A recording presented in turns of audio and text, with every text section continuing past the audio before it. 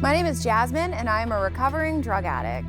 My name is Richie Farrell, aka the Old White Junkie. And we are your hosts for Exit Team Nashua. Our mission is to bring recovery into the living room. Last year, over 72,000 Americans died of an accidental overdose. That's almost 200 Americans every single day.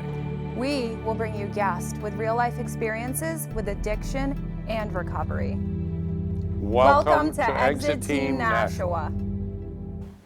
Hi, welcome to Exit Team Nashua. My name is Jasmine, and I am your host. Exit Team is a show that takes people with real-life experience with addiction, trauma, substance use disorder, whatever it may be, and we bring those recovery stories right into your living room. So, as you may notice, Bobby's not here, and if you've watched the show the last couple weeks, I owe Bobby an apology to the public. I've been a little mean to Bobby. You made him ditch the show? I thought it was bantering. I thought it was me, the guest. I thought that Bobby and I were bantering back and forth, but he's not here. So, Bobby, come back. Wherever you are, we love you, and we miss you. But we do have Mike on the mic. Woo! Hi, Mike. Hi, Jasmine. So, what we normally do is we introduce whoever the guest is. So, you're here because you're a person in recovery, right? And you're also here because you work in treatment. I right? work in treatment. What do you correct. do? I do business development for Banyan Treatment Center. We're a 30-day PHP, IOP, OP program located in Wilmington, Mass. Okay. Yeah. What is a number to contact you? A number to contact me is 978-473-5210. Okay, so if anyone's watching, they're struggling with substance use disorder, you have a loved one that's struggling with substance use disorder, you have any questions, anything regarding substance use disorder, digits one more time. 978-473-5210. So if anyone's thinking that maybe Mike looks familiar. Oh, man. Don't start with that. It's not his first time on television. No. But we won't go there. No. Okay, so what qualifies you for the show? What qualifies you for the show? So, God willing, Hold on. Where were you on TV before? What do you mean? Weren't you on TV before? I don't know. I can't confirm or deny. Okay, sorry. But yes, I was on TV before, but that doesn't qualify me for the show. Okay. I think my story and my recovery might. Okay, let's hear it. So I'm an addict in long-term recovery. I've been in recovery since May 22nd, 2010. So you have a birthday coming up. So I have a birthday coming up. Okay. Yep, God willing, only through the grace of God. That's what I believe, ripped me away from active addiction. And, I'm lucky and honored enough to take part of the show. Thank you for asking me. Yes. Like we talk about a lot, I've met with you a few times, and I consider you a friend now. We've talked about like purpose and like connection. I think, opportunities like this give me purpose, give me that connection I need, connection with other addicts, connection with the public, connection to communities. And that's like, one of the catalysts that keep me doing what I do on a daily basis. So when I first got sober, I was introduced to dislocation theory. Okay. Have you ever heard of dislocation theory? Yeah, it's like you become disconnected with others through trauma or mental illness or through your just experiences in general, or you're using, right? Yeah, there's just a general disconnect. Right. Yeah. So it goes really deep to depending like how deep you get into the theory, and I like to take things really far. Right. So it like overall that there's like a general disconnect in society, and if you think about society, like we value material things more than we do relationships. We value image. We live in a society that's all about consumerism, and so we've gotten really disconnected. And so dislocation theory like suggests that what we need is connection, and so for me, I found connection with self, with a higher power, with purpose, with a community, with others through 12 steps. And when you were just talking about like your purpose and your catalyst, I was like, dude, he's like talking about dislocation theory right now. Yeah, I'm familiar with it. Yeah. I mean, that's the problem. The root cause of like my using was never feeling like I mattered, feeling that, whether it be dislocation, dissociation, not having real meaning in life, not knowing what my purpose, what my intent was. Feeling, degradation, isolation, that really is the root cause of my using, I believe, and then on set brings on self-centeredness, You know, we start to develop ego and these stage characters in order to protect ourselves and our feelings of loneliness. And what that really does is just exponentially is a factor in our feeling the dislocation theory. It exponentially worsens our dislocation and our dissociation from others. That's amazing. Yeah. How old were you the first time you started using? My first use was probably about 13. 13. Vodka, Because you just have straight so much. You have vodka, so much yeah. insight. Very Yeah, rarely yeah. can I sit at a table and have like a conversation that in depth, like about you know what I off mean? the rip, yeah. I was like, okay, all right. Yeah. So 13. So you were feeling. So actually, so I should probably bring up real quick. Not everyone suffers from what we were just talking about, like Right. the dislocation. So it was introduced to me as a spiritual malady, the dislocation, that sense of discomfort, that dis-ease that was like instilled inside me from my earliest memory. But there are people that do become addicted, not due to that. I just happened to be one of those individuals that did suffer from that. So were you suffering internally before you started picking up at the age of 13? Yeah, I mean, thankfully I did pick up because it helped me become intuitive and like kind of like learn about what I was feeling. I kind of went to a place where like I dug deep and put two and two together and kind of like focused on, why do I feel this way? Why do I feel so kidding. different? Why do I feel uneasy in a room full of like-minded people? Why do I like it didn't matter what the cast of characters was in the room, I still didn't feel like any of them. And you had awareness that you felt like that? I had awareness that That's I felt like that. amazing. Yeah. And it was like a painful awareness though. But It you still was- had awareness. Yeah, it was an I was like a uncomfortability, zombie. I yeah. just knew I was uncomfortable. Yeah. Yeah. Yeah. I mean, and I'd put the pieces to the puzzle together. Like, I always felt like I didn't matter, and I look back at like I was adopted when I was a child, and I had a hard time letting the public know that, letting like my peers know that, letting my people who came into my life, I wouldn't disclose that information because I was like scared because it enhanced my feeling of being different. Right. You know what I Not mean? worthy. Hold on. Right. So how old were you when you were adopted? Just an infant. Okay, so you were Right. like that's all you knew That's was all I that. knew. But your adoption family were very open with you around that? They were very open with me around that, although they are all I knew and they were loving parents. I think somewhere along the lines, it's like not being with who you belong to, like in my spirit, knowing that was like a reason from that emptiness. It's in a weird way. because you hear that a lot from people who suffer from substance use disorder and have been Right. adopted. I know a lot of people who suffer from substance use disorder that were adopted, and Right. even though that they were adopted by like these wonderful, amazing families, they still always felt a disconnect. Right. It's weird. And it made me struggle. It made me struggle with personal relationships, friendships. I pushed a lot of people away. I felt like I wasn't receiving the love I deserved, or I would never be able to grasp that love I was looking for. It felt like unattainable. So I struggled, I struggled in life. And once I found ways and means to get attention from others, I latched onto that. And those ways and means weren't healthy. They weren't healthy coping mechanisms. They weren't healthy skills. They were horrible skills. They led me to a lot of trouble. They led me to behavioral trouble in school, not being able to focus. I suffer from, anxiety, ADHD. So I was hyper. I had a lot of energy. Didn't know what to do with it. Always on edge. So it's something that I continuously work to get better at. When did substances become an issue for you? High school. High school. High school, yeah. I just remember the feeling like I wasn't a daily user of anything in high school. Like I smoked weed when weed was around. I would pop pills when pills were around.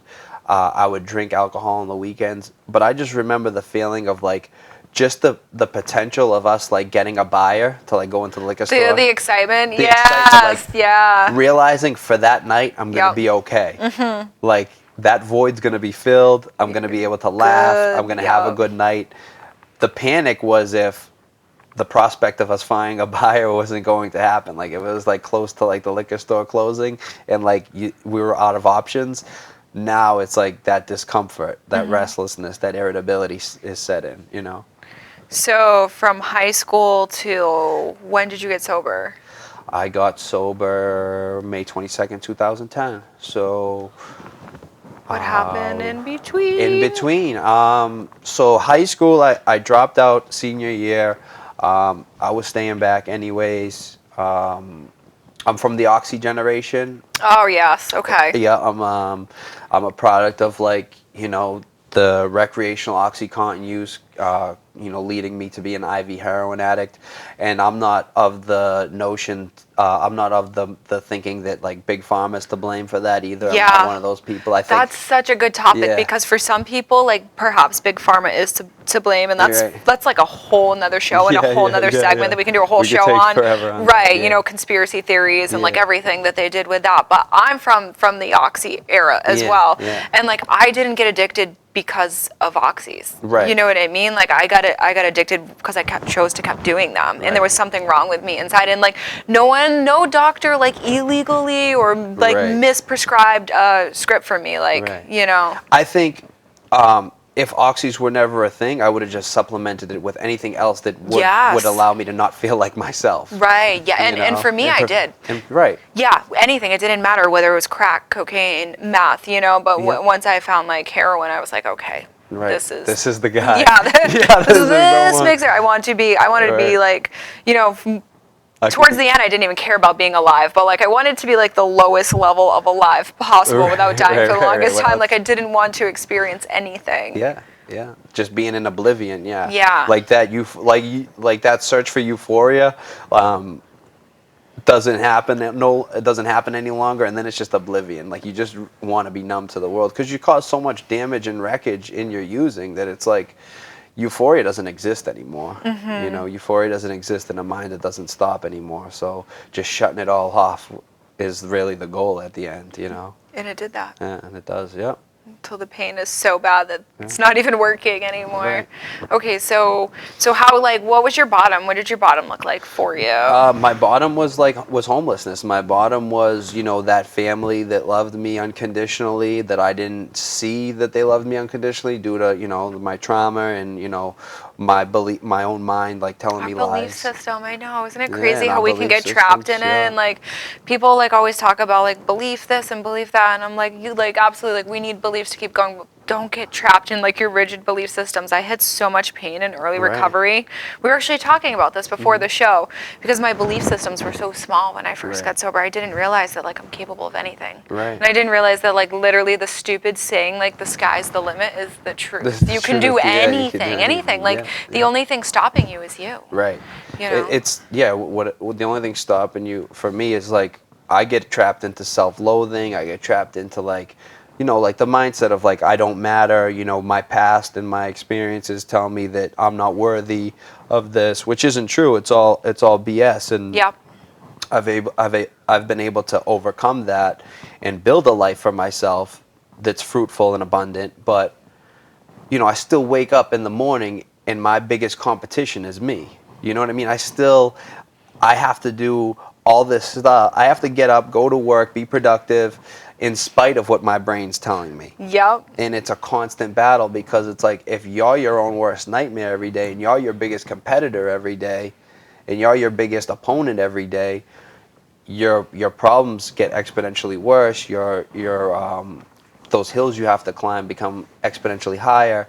And I don't know. I think I've done a good job as of late with it, but we still battle with that. You know that. You know how it goes. Yeah, it's funny because like sometimes when I'm feeling fear, doubt, and insecurity, and I share with someone, like they don't see it the way that I do. Right. And so like when you were like sharing that you struggle with those things, I was like, that's weird because I think Mike's really awesome. And then I was like, no, wait, like people tell me that too. Right. But it matters how we feel on the inside.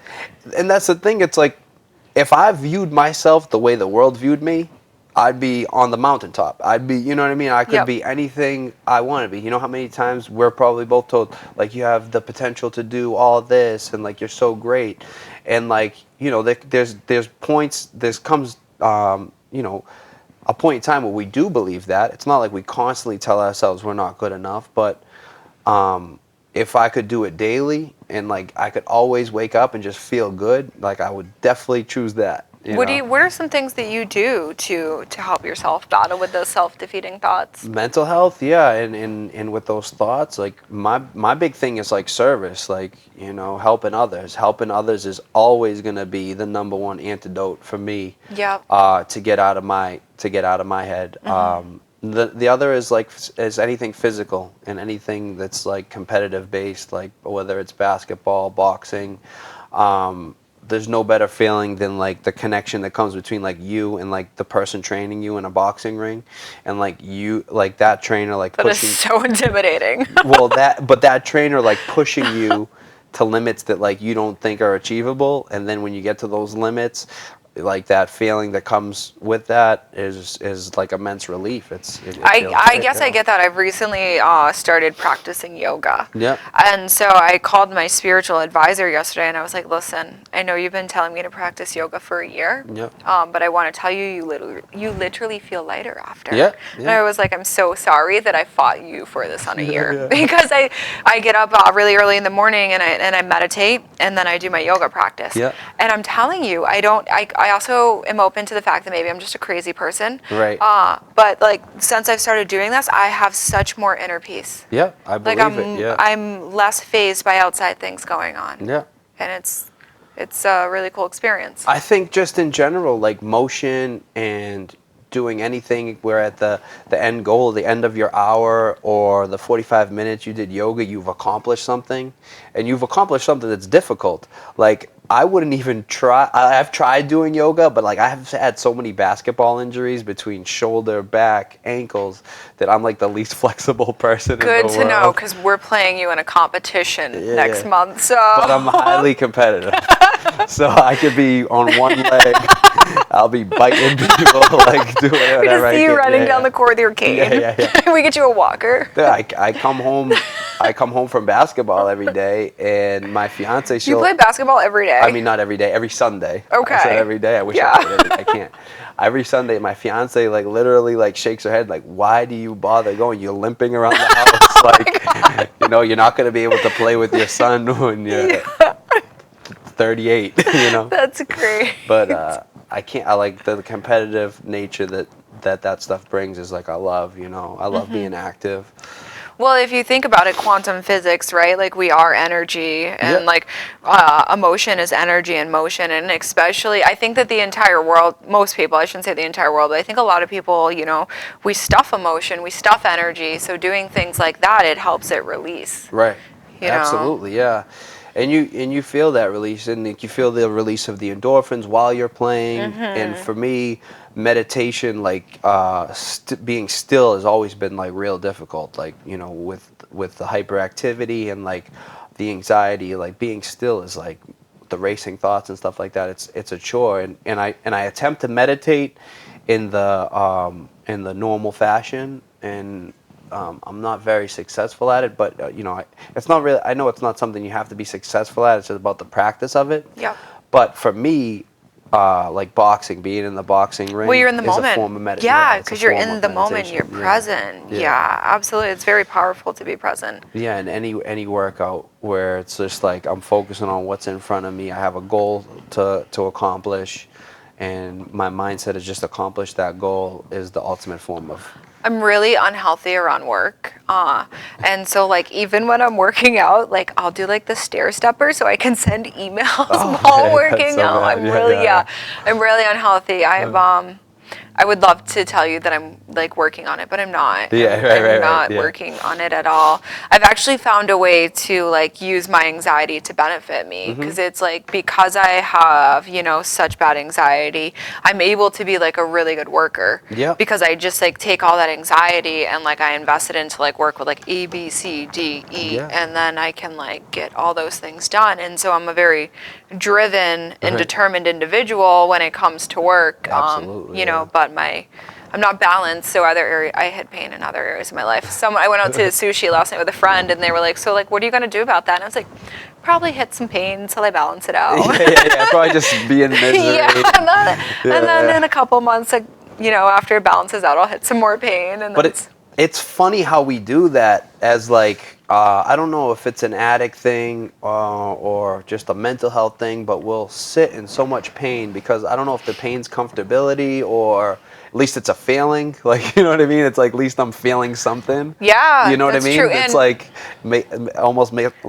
almost lets me neglect like the other thoughts or something. I don't know. Like I feel like it's a weird thing that we do as addicts is like we sit in pain until like it's no longer bearable, and we either use or we just change that behavior or change or to have that paradigm shift and change the ways that we've been stuck in. I've had really great mentorship. I've been so blessed with like the mentors that I've had in my sobriety, and my mentors will always show me that I will do anything to prove to myself that I'm unworthy. Right. And so I will create these scenarios, or I will self-sabotage without even consciously being aware of it. Yeah.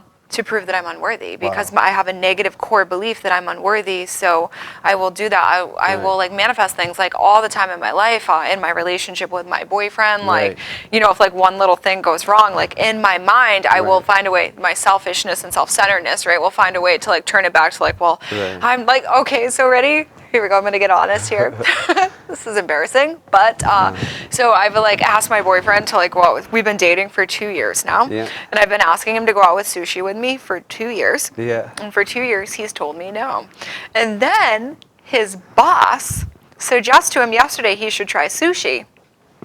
And he calls me and comes home last night and says, let's go out to sushi. And I was like, why wasn't I good enough to go out to sushi? right. It was like where I took it. I was like, this is about me. I asked you for 2 years to go out to sushi. Why all of a sudden? Because he said it. And then I was like, wow, Jess, you're so unreal. Like, he wants to go out to sushi. Let's go out to sushi. Yeah. Or maybe the boss gave him no option, and that's where the work dinner or lunch was. You know what I mean? But, hey, at least you get your sushi date now. Yeah, right. Look at I know. the bright side. I found a way to like make myself like unworthy though in it. It's so crazy. So we have it says pain is a given in life, suffering is optional. Yeah. That is true. Absolutely. Well, yeah, it goes to what we were just talking about. Suffering is just like staying in it, not taking action. Sometimes. The depression will get the best of me. I won't want to get out of bed, and then I get out of bed, like I said, in spite of me.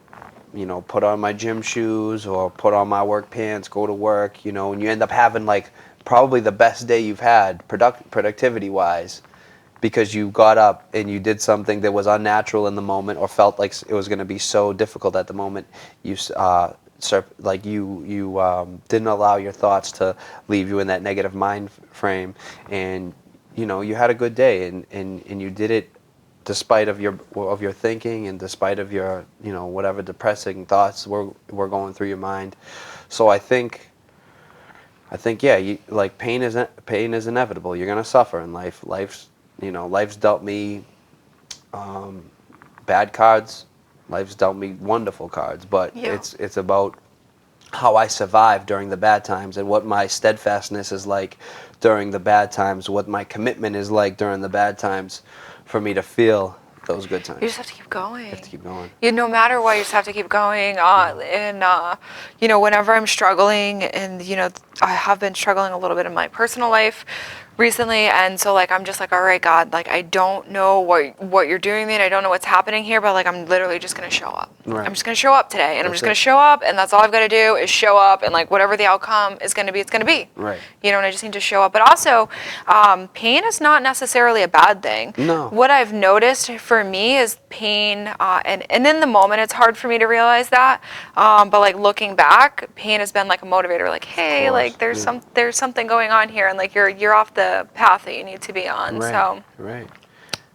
And yeah, it's the catalyst for change, like we talked about, and pain was a deciding factor probably in, I would say, 80% of the people we know who are in long-term recovery now. Mm-hmm. Probably more than 80%, probably 99% of the people we know in long-term recovery now, that was the exact reason why they sought treatment, they got help, they changed their lives, they hung around with the right people, they built that network, they built that connectivity with others. So pain can do huge things for us. I'm grateful for my pain. I know pain always lets me know when I'm like, when I'm hitting pain, like, well, I'm a baby about it at first. Like I cry and throw a temper tantrum. And then I'm like, okay, like there's something needs to be assessed here. Like what I'm doing something wrong. There's something going on, you know, whether it's a thought process, whether it's a behavior, whether I'm just in the completely wrong place and like I need to be shifted and be over here, you know, but like if I just like, if I sit with it and, you know, I'm like, I talk about God a lot, but I'm just kind of like a hippie. Like I believe in energy, you know? So if I just like sit with it and like I ask the universe to show me, like I'm telling you, it's so weird. The answer appears. I don't know how it works, but it does. So we're almost out of time. That went by quick. Doesn't it? I know, it's so fun. It's been a good show. I'll have to have you back on we'll do a show about Big Pharma. Okay, cool. So study up. I don't blame them. I would have found something else. I know, me too. But, and like, in just like a minute or so, what would you say to someone who's struggling? You know, what would you do for them? What can you offer them? Well, if you're struggling, first and foremost, like don't let other people's perspectives or other people's perception of what you know the disease is, or if they believe it's not a disease at all, or whatever the case may be. Ask for help. Don't be imprisoned by what other people think of you. The disease thrives in darkness. Sure does. And it only gets progressively worse if we do nothing about it, or don't ask for help, or don't let people know we're suffering. So don't suffer in silence. Know that there's a lot of recovery advocates. There's a lot of mental health advocates that are there for you in need, that when you're in your time of need. You know, treatment is always readily available. I know you work with a ton of people in the, you know, from New Hampshire all the way down to Connecticut and even, you know, further out of state. Like help is available, and like there's plenty help. Just people want to help. The reason why we do this is because we want to help. Absolutely. It's not the most lucrative thing in the world. You know, there's a lot of other professions that if I was in it just to make money and I wasn't in it for purpose, that I could, you know, I think I'd be fairly successful at. So it's not the catalyst isn't money. It's more about, you know, we want to help. There's something so much more rewarding than like a new material thing when your spirit's on fire. And when we help people, like our spirit's on fire, and you can literally feel it like in every fiber of your being, and it's contagious. You know, people around you like it. So it's been a great show. Thank you for coming on. Thanks for having me. So my contact information's on the screen right now, but if you just rewind it back a couple seconds ago, Michael's is available. Please reach out to him if you're suffering in any way. He can be a resource available for you. Thank you so much for watching.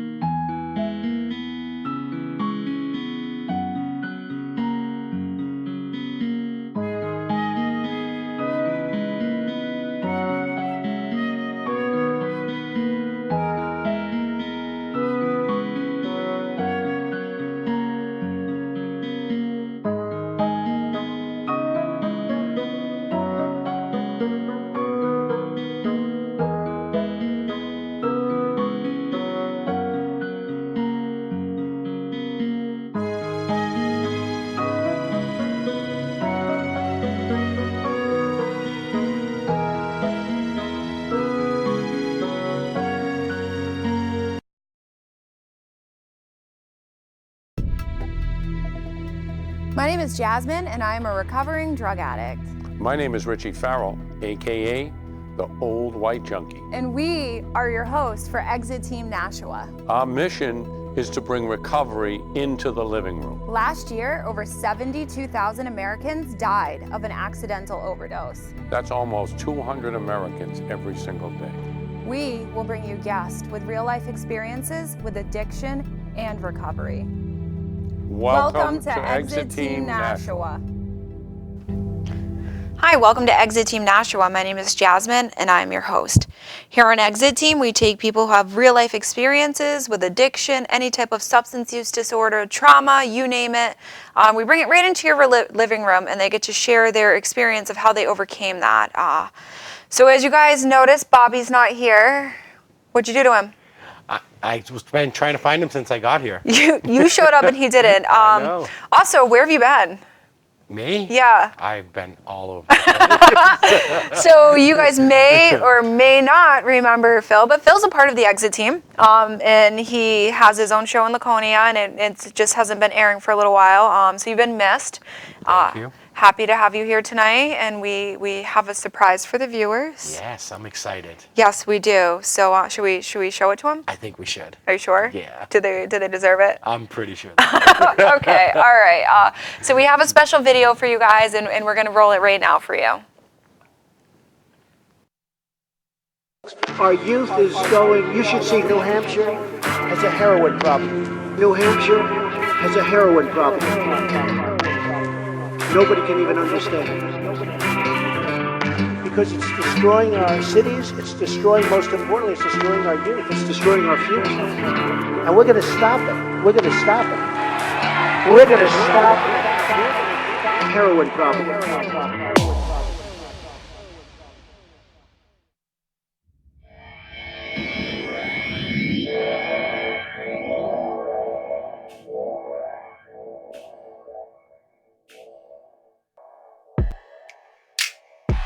Then you have the drug problem. Our cities are infested with drugs.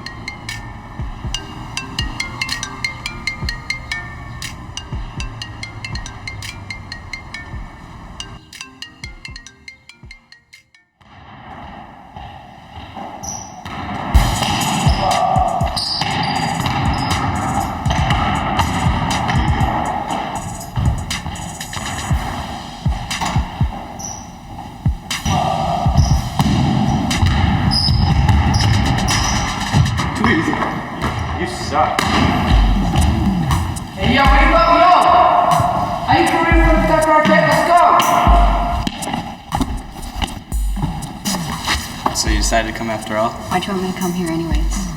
Hey, let's go! Shut up! I'll be like 10 minutes. Can you please wait for me?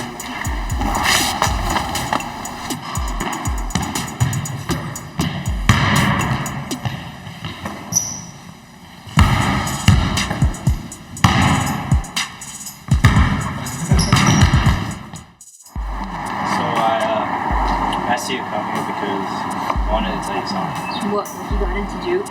I told you. Wait, really? Yeah, it's about shit. So what happens when you go? Where are you going? I want you more than I love you. You're crazy. You're worth more to me than any scholarship. Your brother hates me. I don't care what my mom thinks. I'll do anything with you. Just go to juke and be happy.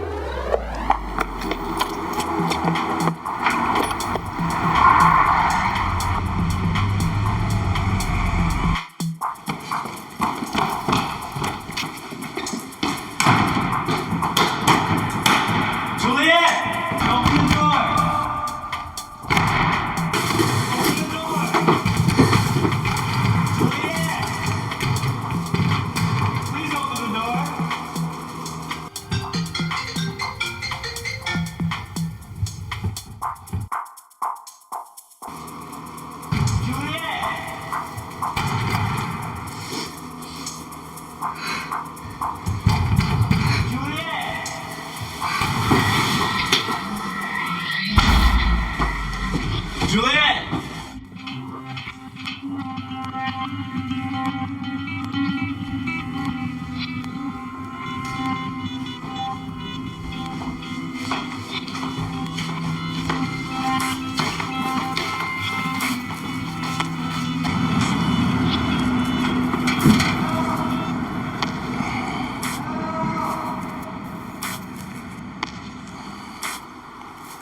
Alright, back up please, clear the scene. How long has she been like this? Miss? Miss?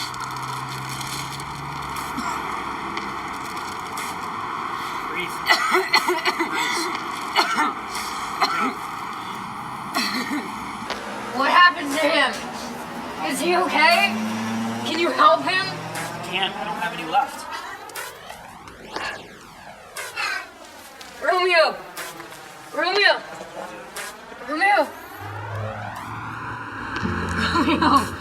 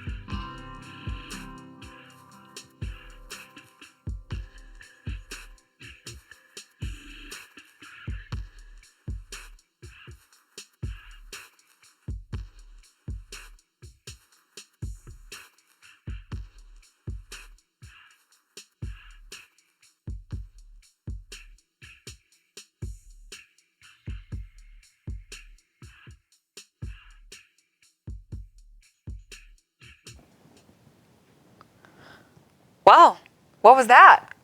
I don't know. Just That was kidding. great. We know. Thank you, Richard Farrell, Yes. for the video, and I would like to thank everyone that put the time into making that. Absolutely. That took a lot of effort and energy, and It was very powerful. I know, and I think it's so excellent that high school students have such an awareness of what's really going on with this opioid epidemic. So you're actually here for something to do with that video, aren't you? Yes, yeah, we're excited about the event that they're hosting at Southern New Hampshire University. on What the 20th. event? Yes, I know. People got a sneak peek and actually an early preview of the don't the film. Don't tell anyone. Don't tell anyone. Right, spoiler alerts. Yeah. But we're really excited about the fact that we've teamed up with SNHU to do a movie premiere of this for the kids, and we've invited area high schools to bring their students to come to the event and to see the film and to interact with and hear some speakers that are going to be there, talk about real life experience and put a real face on this real tragedy that the movie shows. So. Yeah, absolutely. So you are New Life Recovery Homes, right? New Life Recovery Homes in Laconia, yes. In Laconia, and so New Life Recovery Homes and Northeastern Addiction Treatment Center, right? Correct. And then Richard Farrell and all the wonderful young children from what charter school was that? In Manchester, Okay. and the I didn't name is know. escaping. I knew you were going to put me on the I'm spot. so sorry. I didn't mean to stump you. I apologize. No, I apologize too. I should know that. And then the college also has come together, and the motive behind it is to help educate people and Absolutely. and to let people know that there are resources, and most importantly, to end stigma. And there's free food. There's free. Yes, I know. And just so you guys know, you are invited. That's Email Phil. Absolutely. What's your email address? It's a really long one. Oh God! I keep putting you on the spot I know, today. it's I'm the okay. worst. It's Phil, the letter S, at New Life recoveryhomes.com. So if you'd like to attend the event, Phil will be there. Absolutely. I heard I'll be there. You will be there. I will? You absolutely will You said there was food, so I'll be there. Exactly. If you guys know Pat Cronin, he's been on the show a couple times. He's been on my show. He's been on Richie's show. We love Pat. He's a dear friend of mine. He'll be there. Powerful story. Yes, just a powerful presence in general. Great speaker. Yeah, he's kind of my idol. Is he? Yeah. Stop I'm it. saying it on camera. Stop it. Yeah. I told Pat I look up to him. You look up to Pat? I do. That's Yeah. crazy. Yeah. I look up to him as well. So Richard Farrell will be there. Yep. I miss Richie. I do I called too. Richie the other day and I said, dude, we have a TV show together and I don't even know what you look like anymore. I know. Well, you'll see him at the event at least, hopefully before then. But I'm going to smack him. yeah, we're going to do a little Zoom conferencing as well, too, Yeah. because I miss him, too. He hasn't been in my life at all. I miss his presence. Yes. Richie, you gotta love him because Richie is who he is, and he's not changing that for No. anyone. And I love that about him. I love that he doesn't care. Absolutely. He has freedom to be who he is, and he doesn't care what you think, what your opinion is. He is who he is. It's so funny. I was at a opioid roundtable discussion in Nashua with Senator Amy Klobuchar from Minnesota, I hope. And after it was over, some guy came up to me and he says, hey, he's like, you're a friend of Richie Farrell's? And I said, yeah. And he said, oh, I have a story for you. And I can't. No, I can't. You got to embarrass him. Well, it contains some language that probably isn't appropriate. Okay. But the gist of the story was they were in a restaurant and having dinner, and you know how Richie's colorful language can be, and the person behind them said, could you please stop with the. Oh God. And he added an extra one when he apologized. So I'm sure he did. yeah, so I'm sure that's he the did. gist of the story. But I also heard the beautiful Miss Amy Cloutier is going to be there. oh, really? Yeah, I Then heard that Amy Cloutier, excited. and I don't know, because Amy is also part of Exit Team. She is, yeah. But she hasn't been on the show for a little bit now. And if you guys are familiar with Exit Team, you cannot forget Amy. She has, we call her the mermaid. Yes. Because she Oh, has I like like that. colored hair and she's just covered in tats. And she is a very just physically, like she radiates beauty very physically, but her spirit is Absolutely. just so much more beautiful, and when Amy's in your presence, like you can just feel it.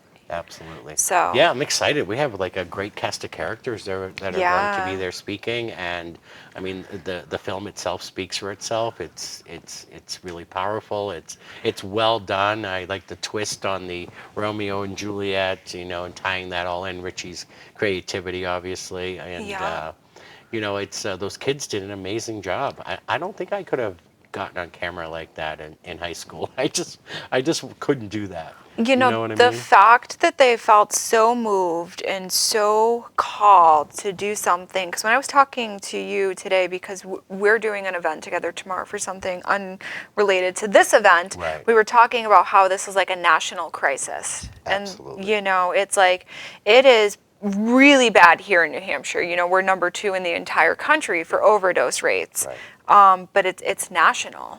And I think back to when I was those kids' age, I didn't care about what was going on nationally. Right. It's just the whole spirit of it is very moving. Absolutely, and it's it's obvious that this is something that affects everybody. I was in Arizona at a conference last week, and it was state legislators from all over the country, and we got into this conversation. It had nothing to do with the opioid crisis, but obviously like that comes up in every conversation. Yep. Right, and it was interesting. Every one of those state leaders thought that their state was like the worst, right? Like they had the worst problem, because the problem is so big that you're so focused on, your state as a legislator, especially, that you think that you have the worst problem. But then when you start to talk to others in the states, like, and realistically, like you said, New Hampshire is number 2 or 3, depending on the statistics, per capita for overdose rates. Yeah, right? we're like tied right with Ohio. Right. We're back and forth with But them. places like Baltimore, Maryland, in just the city of Baltimore, had more overdoses than the entire state of New Hampshire. So when you're looking at it from perspective and all of those population things, it's unbelievable. Then you go to a little town in West Virginia where, It's terrible. 30,000 Oxycontins were prescribed for every single resident, and there was only like 1,000 residents, but you know what I mean. So sold by one pharmacy. Oh But God. you look at these things, but you see the impact, right? And you see how it affects people. But things like this is, I believe, like it's really important that we get through to the kids, right? Like prevention is a huge thing that we need to focus on if we're ever going to make progress on this issue. And the fact that these kids do something like this where other kids their age can relate to, I think, and to see that, I think is a beautiful thing. It also helps end stigma.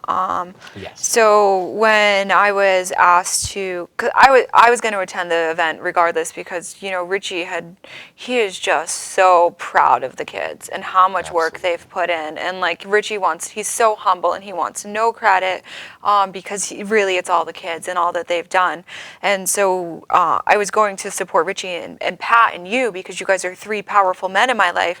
And when I was asked to speak in it, I was actually taken back because when I was those kids' age, I was a full-blown drug addict already. Mm-hmm. I was already a full-blown drug addict. So to help end stigma, so if anyone that young is already struggling with substance use disorder, they realize that they can come out and talk to people about it and that it's okay. And Right. and because like we can sit here and pretend that substance use disorder is not a problem in schools, or we can address the fact that it is, and it's not that it's okay, but like if you're struggling, that's okay. Here are resources that we have for you, and here are people that have been through it, and they can help not necessarily normalize it for you, but someone to connect with in regards to Without that. question.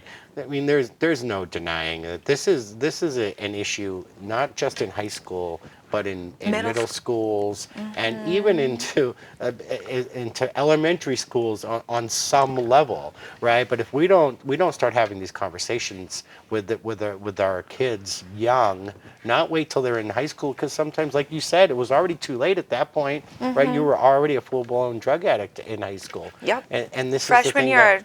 Right. There was no turning back already for me, and I had started experimenting, in middle school. Absolutely. I had my first drink at the age of 9, and I was often alcoholically drinking by the age of 12, Absolutely. and those substances only progressed from there. Absolutely. So.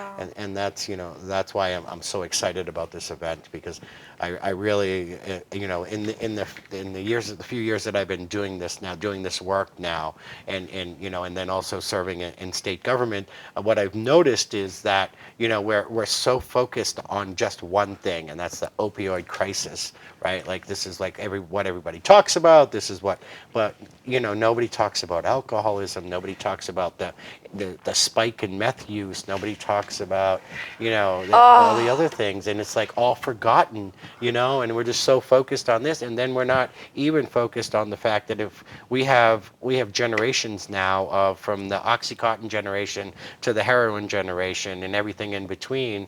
We have parents and kids and now grandkids who are struggling with substances, and we need to expand the way that we're looking at this. Absolutely. Right? We got pigeonholed all of a sudden, and it's really scary to me. And I try to have these conversations with people so that they understand, yes, the opioid crisis is like headlines and, instant death in a lot of cases and all of that stuff, which makes it better news. But the fact is, like, people are struggling with other substances that are becoming... There is some kind of issue in society where there is just such suffering. Absolutely. Because why are people turning to alcohol and drugs? Like, so I'm a recovered meth addict, and to be a couple years sober and to think about like being in a meth-induced psychosis where I was a couple years ago. Mm-hmm. I didn't know who or where I was. I was locked up, barking and growling at people. Right. Like I why? Can't imagine that. I swear, I wish my mom would call in right now to tell you how scary it was. I was out of my mind. How much pain and suffering was I in that I had to do that much of stuff, and that says something like this. not for all people, but we need to take a look at society. Absolutely. We need to take a look at society and what's going on with society, because a lot of people are struggling with their substance use disorder from suffering, and like, what do we do to help end that? Not everyone, because other people become addicted. This isn't a one fix. This isn't a one way. It's so multifaceted, and that's another thing that people need to have a growing awareness around. You know. Absolutely. I think that we need to start the conversations and have real conversations, not campaign slogans, not rhetoric, not broken promises, empty promises, and all of those things that we've heard over and over again. We've heard people talking about this and using this as as their campaign slogans as far back as 12 years ago, before it even got all that bad. And in the most recent presidential elections, that was like what everybody was talking about. But there really hasn't been. We haven't really moved to the excuse the pun, but the needle very far in addressing this issue, right? We have a war machine that spends in a day what we've allocated over the next 2 years to fight a war on opiates and other drugs that has killed 72,000 Americans last year, right? But we spend that in 1 day on the war machine, but we're spending it over a 2-year period on addressing the national health crisis that has killed more Americans than anything else. Yeah, and I guess that this is opinions may vary, but there really is no war on drugs, in my opinion. There's If there is, we've been taking a beating. Yeah, there is no war on drugs, but what a great way to control people with fear. Sure, absolutely. And we've spent more money on the war on drugs than I don't want to get into these political debates, but the point is they're my favorite. I know, mine too, trust me. I get pretty worked up, and we don't have the time. We got 5 minutes. But, the point is that, we need to have real conversations about this. Yep. We need to have real, solid people in place making policy that understand this issue, that can help to move this forward, right?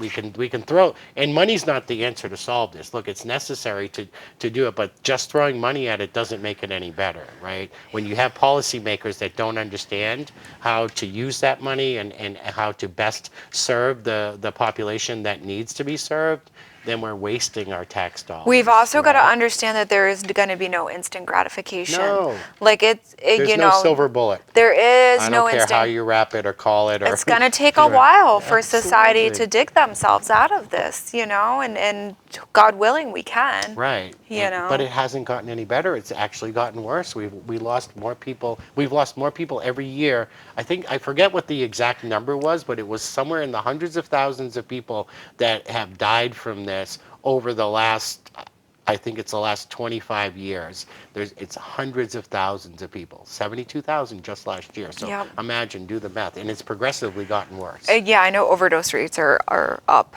in Manchester. Yeah, right I mean, now. it's and like just, you said, overdose rates, so there are other places too. I work, do outreach, and so I, do outreach to some MAT clinics, and we're not going to get into that debate right now, but not. What they tell me when I go there is the MAT is great because it's keeping this person alive, but so many of them are coming in and failing their drug screens for meth. Right. And they're like, we don't know what to do with them. And then with meth, it's not even a substance that you can really send someone to detox for, because there's not a medical symptom that they're treating, Yep. So we do have, we have the meth crisis coming. Absolutely. And it's getting really big here in New Hampshire now. Yeah, and we just need to have those conversations, and that's why I'm so excited about, the movie premiere and getting all of these kids together, in this one place to have these conversations, right? Because this is how I believe this is how we make the most amount of progress on this issue, is talking to our young people. Right? Yeah. And not that this is a young person issue, but we have to start the transition of, acting like, or just say no, or any of those slogans way back to the 80s when Nancy Reagan and Ronald Reagan came up with the just say no and the war on drugs. It hasn't worked. Right? We have to have real conversations. Our children are so much more educated in the way of the world than we ever were. And they're going to be left with the aftermath of this. Absolutely. Absolutely. And I'm tired of hearing the sad stories of grandparents having to come out of retirement, go back to work because they have to raise their grandkids, right? Like things like that are just so heartbreaking, and the children who will never know their parents or parent because of this. Enough is enough. Like, we have to have real solutions and real conversations that start to break this this cycle and the stigma. Stigma's, like we talked about, always. It's the biggest reason that this exists still. Yeah, it's, with it being 2019 and with there being an opioid epidemic, there is somehow still a stigma. Yes. Although I will tell you, for me personally, my life is not impacted by the stigma because I am such an open advocate. And say what you want about me. Like, what are you going to call me? Are you going to call me a junkie? Or are you going to, are you going to put me down? Because, I'm going to own those things. Like, I did those things, but I'm not bonded to them. Absolutely. That's not who I am. But there are so many people that have not found their freedom out of that yet. Right. And to stigma, surprisingly, is still a thing in 2019. Absolutely, and we need more people like you to come out and say, hey, like, this is who I am, but this is who I was, but this is who I am today, and show that people can recover and people can be extremely productive in the world and all of those things. And it was the one reason that I initially got into politics, and people are like, what, are you crazy? Like, you know what people are going to say about you? You're like, whatever. I'll say it about myself. And That's I do. the thing. I say it all the time, and so but it's been so interesting. great. Yeah, so the next one will be really interesting, the Senate run. Yeah, because, you know what? We're out of time, and we haven't even talked about you at all, because you have all this amazing stuff going on. I need to focus on the issue at hand. Well, you're running for Senate, right? I am, yes. You are. In the 2020 election, state Senate. So everyone call in and say bad things about Phil. Please. It feeds me. It can be your campaign slogan. Oh, man, absolutely. Well, it's been a great show. Yeah, thank you so much for inviting me. Yeah, so everyone, please email Phil. Everyone is welcome. Please come on the 20th. Come on the 20th. Support these kids. Show them that they matter. Yeah. Yeah. Pat Cronin's going to be there. Yeah. We really look up to Pat. Amy's going to be. Richie's going to be there. We're going to be there. We're going to be there. Absolutely. It's going to be fun. It's going to be great. It's going to be food. I heard free food. I heard really good right? appetizers. Yes. Yeah. And there's going to be a lot of children. Absolutely, and that's the most exciting part about it, is getting these kids involved. Yeah. Yeah. So thank you for coming out today. Thank you. Thank you guys for watching. If anyone's struggling, please reach out. Know that you can reach out. We talked a lot about stigma on this show. You're worthy. We love you. Reach out to anyone. You can reach out to either of us. Absolutely. Thank you. Oh, and there we go. How to get the tickets. It's up on the screen. Thank you guys. Have a great week. See you next week.